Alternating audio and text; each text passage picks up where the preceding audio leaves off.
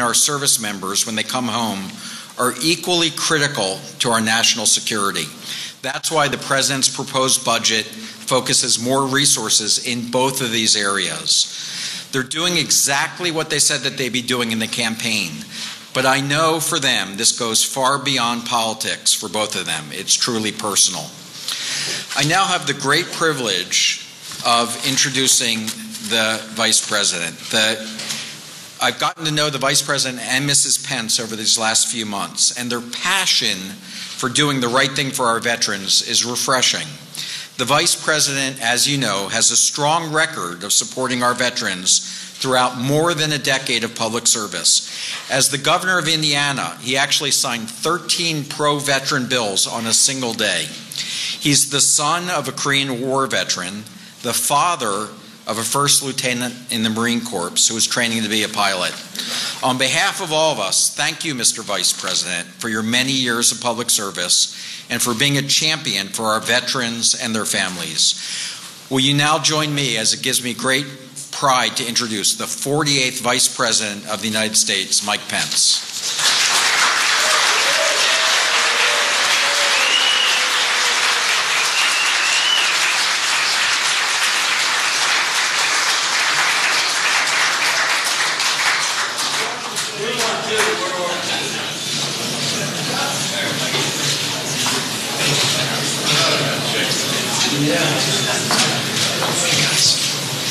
Good to see you.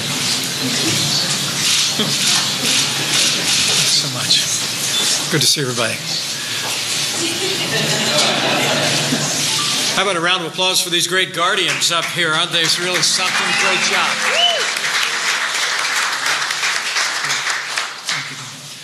Well, today it is my great honor, on behalf of the First Family, here on National Military Appreciation Month, to welcome so many heroes to this special place.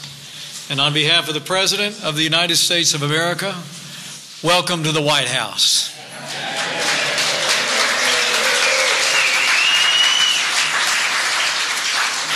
Also, thank you to Secretary Shulkin for that great introduction. Thank you for the job you're doing day in and day out to help America's heroes and to meet the obligations that we've made to our veterans. Would you join me in thanking the Secretary of Veterans Affairs for bringing about transformational change at the VA?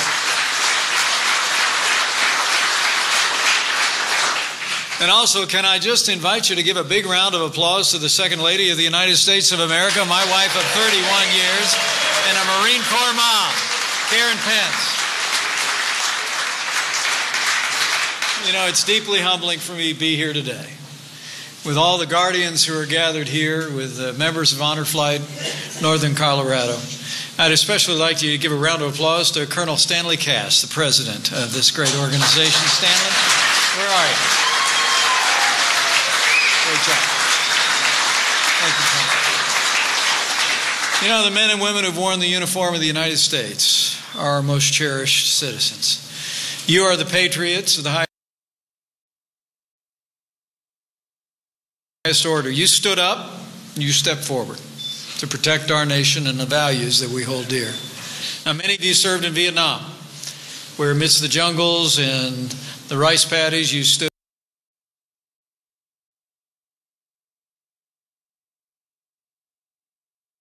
Your image seared into the mind of the American people, an everlasting sign of unwavering courage in the unquenchable spirit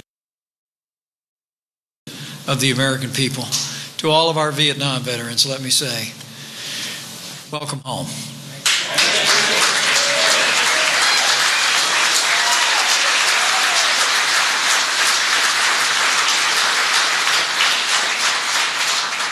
Also, many of you stepped ashore in Korea, where you fought to protect the freedoms of that ancient land and establish a foundation of peace and prosperity that exists today. My father was one of you. You heard Secretary Shulkin mention it. My dad wore the uniform, served in combat in Korea. I have to tell you, it was deeply humbling for me to stand along the DMZ and look out over the landscape and have General Brooks tell me that right over those few hills was Mount Baldy and Pork Chop Hill, where my dad had fought. Let me tell you what I can attest, having seen it firsthand, our Korean War veterans in the room won the freedom of millions of people of Korea, and it prospers to this day in South Korea. Thank you for your service.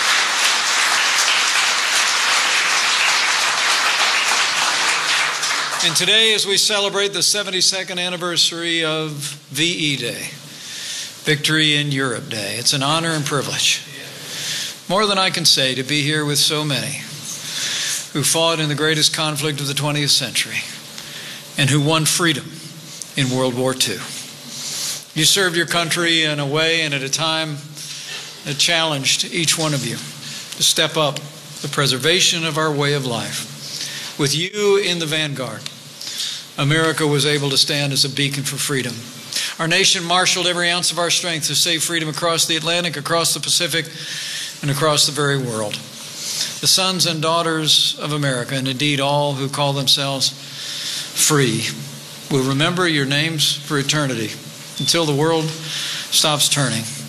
To all of you who won a victory in World War II, you have the undying thanks and gratitude of the American people.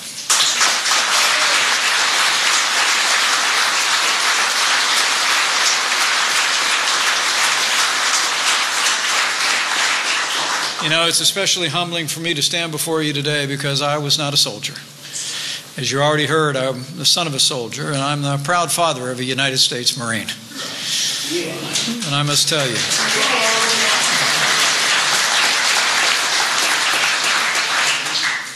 to stand before so many who step forward in times of great trial in the life of this nation and serve with great distinction and great selfless courage is deeply inspiring to us all. And let me also say, even though some of you back there have hair the same color as mine,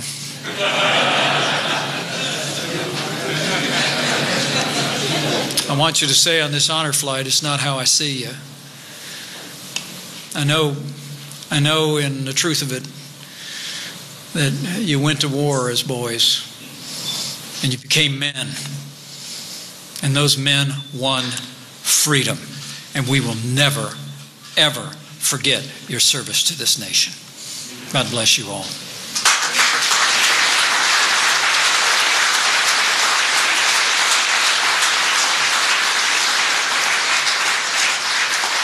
So let me recognize just a few of the heroes that are in the room, although every single one of you wearing those hats that mark your service are heroes. And that's what these honor flights are really all about. You know, the old book says, if you owe debts, pay debts. If honor, then honor. If respect, then respect. And all the people that make these honor flights possible know that this is just about paying a debt of honor and a debt of gratitude that our nation will never be able to fully repay to all of you. But we hope this experience fills your hearts with the absolute assurance that we'll never forget what you've done for us. People like Lieutenant Colonel William Thousand, himself a United States Marine who fought for America for more than a quarter century in the Pacific during World War II, in Korea, and in Vietnam. Is he here with us today? Let's give him a big round of applause.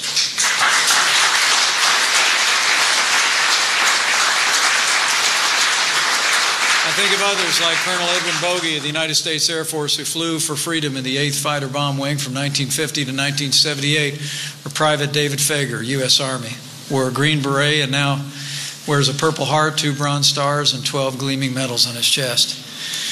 These are all veterans I've had the privilege to know their experience.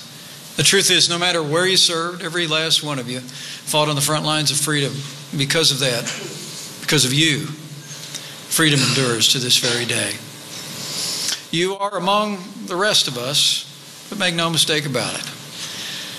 You are the best of us. And on behalf of your Commander-in-Chief, I'm here to say thanks and to salute your service.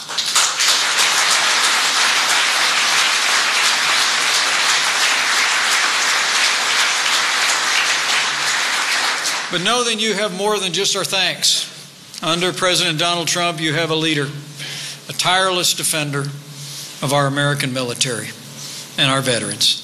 A commander-in-chief who I promise you is fighting every single day for all of you to keep America safe and keep our promises to those who have served in the uniform of the United States. You know, as the proud father of an American service member, it's the greatest privilege of my life to serve as vice president to a president who's so committed to the men and women of our armed forces, to their families, to our veterans.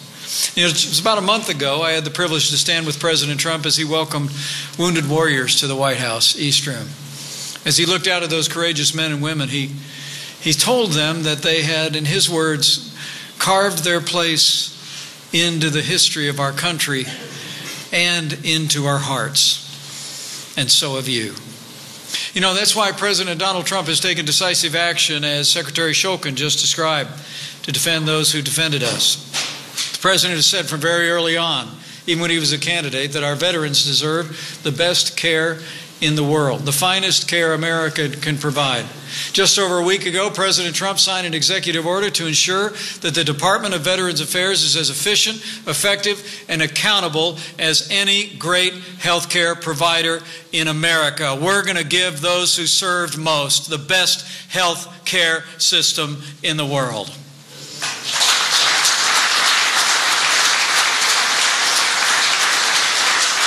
You know,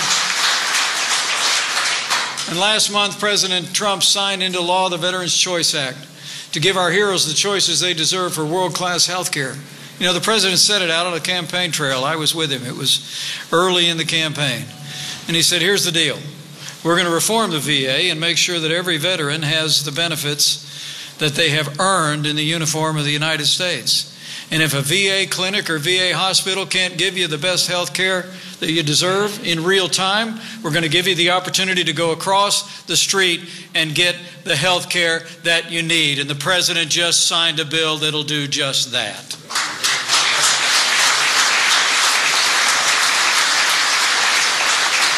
You know, I can tell you firsthand, President Trump is a man of his word and he's a man of action. This President is a strong leader. He's putting America first each and every day. He's defending our veterans. He's also taking a strong stand for America's rightful place as the leader of the free world. He's been fighting every day since the outset of this administration to give our armed forces the resources and the support they need to accomplish their mission and come home safe. The President's leadership was on full display at the end of last week. If you didn't notice it, President Trump actually managed to sign into law legislation that in the balance of this fiscal year will increase defense spending by $21 billion.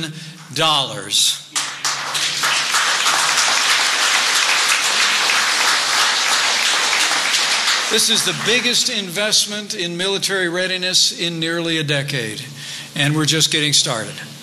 This was a victory for the American people and for our national security. And it was also a victory on policy. You know, for more than the last 6 years, Congress has actually required that any increase in funding for military spending should be matched with an increase in spending in other areas of government. It was in many ways like Congress kind of held military spending in abeyance until there could be more spending on more government program. They called it the parity rule. And it actually contributed to a neglect of our armed forces at a critical time of mounting threats around the globe. But no longer.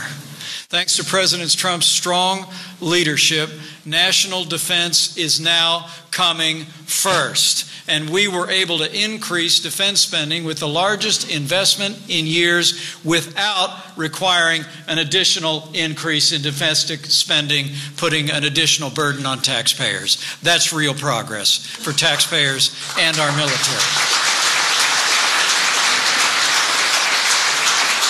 But friends, the President's only begun to fight. President Trump, in the budget that will be considered this fall, has actually proposed one of the largest increases in defense spending since the days of President Ronald Reagan. Under his leadership, I know the strongest fighting force in the history of the world will be stronger still. And I want to promise you, President Trump will not rest and will not relent until we at last give our soldiers, sailors, airmen, Marines, and Coast Guard the resources they need to accomplish their mission, defend our nation, and come home safe. That's our pledge to all of you.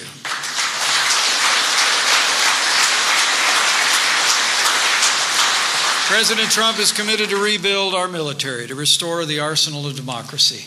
As history will attest, when America is strong, the American people are safe, and the world is more secure. You know, I was reflecting on this just last month. On behalf of the President, as I mentioned, I traveled to a frontier of freedom on the Korean Peninsula, a land where my father had served in uniform. 65 years ago, a young Edward J. Pence left his home in Illinois and crossed the vast Pacific like so many of you in this room did. He was a second lieutenant at the time, 45th Infantry Division of the United States Army, landed on the shores of South Korea, a rifle in his hand. I stood, as I mentioned, the demilitarized zone. I looked out at the landscape where Dad and his fellow soldiers had fought and fought valiantly to earn the freedom of the people of South Korea. Now, my dad got a Bronze Star. In fact, I arrived in Korea on the very day, didn't we, dear? On the very day that 65 years ago to the day, my dad had a Bronze Star pinned on his chest. But you know, when my three brothers and I and two sisters were growing up, that medal that now I proudly display in my office in the White House was in the drawer. I mean, the truth was, my dad didn't consider himself a hero. Anytime you'd ask him about the war, he'd say the heroes were the ones that didn't come home. And there's a burden that those of you that have seen combat bear that I'll never fully understand, but I respect. See, my dad got to come home, got to marry a sweetheart, got to raise 6 irascible kids, see them all get an education, go on. Now, Dad's been gone 29 years now, but you know, I'll always have the sense that over the course of his life, my dad never really quite understood why he got to come home and some of his closest friends didn't. That's the burden that those of you that have worn the uniform bear. You see the sacrifices firsthand. It's not statistics, it's friends. It's not ranks, it's relationships long gone, but voices and faces never forgotten.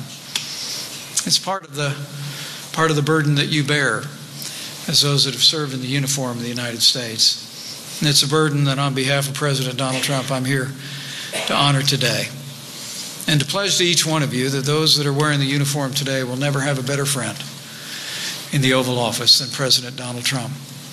In this administration, we're going to work and work hard each and every day to ensure that our military personnel have the resources they need to accomplish their mission in their time, as you had the resources to accomplish your mission in your time.